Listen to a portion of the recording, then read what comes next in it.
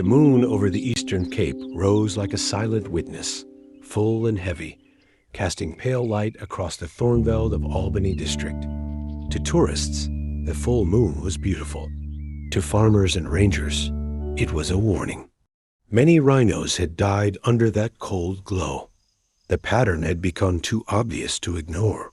For years, reports from conservation groups, police investigations, and academic studies in African environmental journals had pointed to a troubling truth. Organized poaching syndicates were operating with precision, patience, and deadly efficiency. They chose full moon nights for visibility. They used tranquilizer darts instead of rifles to avoid the sound of gunshots. They worked in small teams, removing horns quickly before disappearing into the darkness. By 2016, the South African Police Service had launched a focused operation to stop the killings. They called it Operation Full Moon, named after the very nights the poachers preferred. The mission combined intelligence analysis, cell phone tracking, forensic evidence, and coordination between police, prosecutors, and wildlife authorities. The goal was simple: identify the syndicate responsible for the killings and dismantle it completely. But while investigators were building their case, the rhinos were still dying. On a farm near Albany, a white rhino bull named Campbell wandered slowly through the grass. He was old and powerful, a familiar figure to the workers who watched him graze each day. His thick hide carried the marks of seasons, droughts, and old territorial fights. He was more than an animal. He was part of the land's story. On a June night in 2016, the full moon rose again. The farm was quiet when the dart struck. A soft hiss and a dull impact against Campbell's flank. The bull jerked his head, confused, and began to move, but the drug was already working through his massive body. Ederphine, one of the most potent tranquilizers known, slowed his steps. Within minutes, he collapsed. Two figures emerged from the shadows. They moved with the confidence of men who had done this before. John Dick! According to later forensic reports, the same method had been used in multiple killings. Two sets of footprints, a dart gun, the same type of tranquilizer, and a saw used in a precise, practiced way. Campbell was still alive when the blade cut into his horn. The sound was brutal in the silence. Blood pooled beneath his head. Foam, tinged with red, spilled from his nostrils. When the horn finally came free, the men wrapped it quickly. They left the bull behind, his sinuses exposed, his breathing shallow and painful.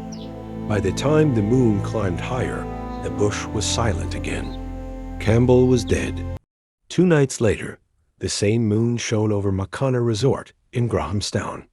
Inside one of the chalets, 3 men sat around a table cluttered with cell phones and SIM cards. A saw leaned against the wall. On the bed lay a freshly removed rhino horn, heavy and pale. Sibisiso Sanindalovu stared at the window. Something in the stillness outside made him uneasy. He said nothing. Then came the knock. It was sharp and official.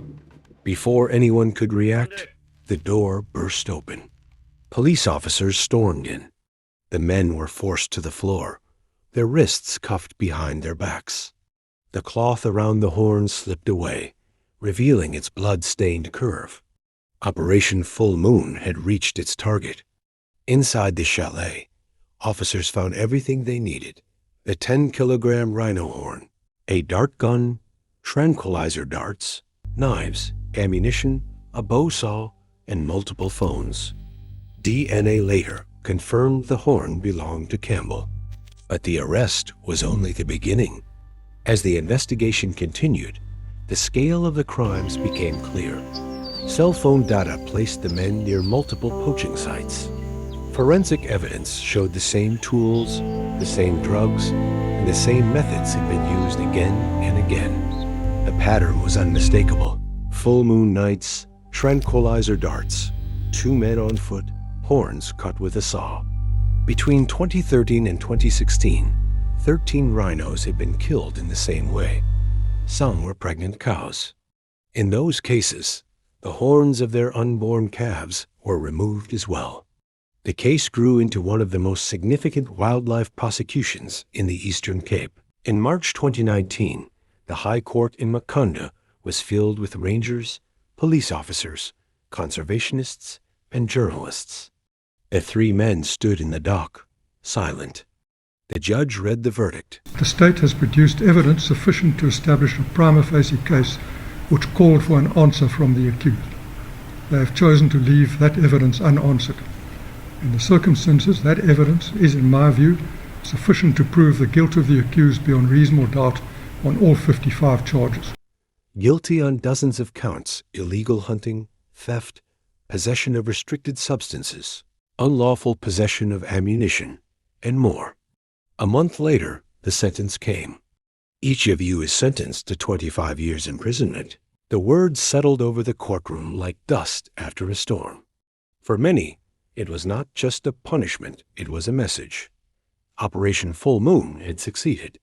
The syndicate responsible for years of killings had been dismantled. Police later confirmed that no further dark-related rhino poaching incidents were reported in the area after the arrests.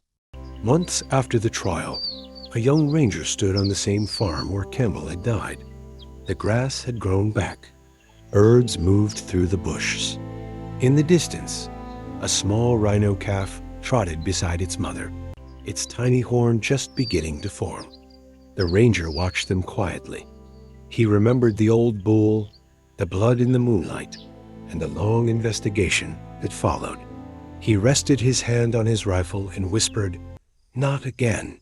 Above the veldt, the moon began to rise round, pale, and watchful over a land still healing, and over a night that would always remember Operation Full Moon.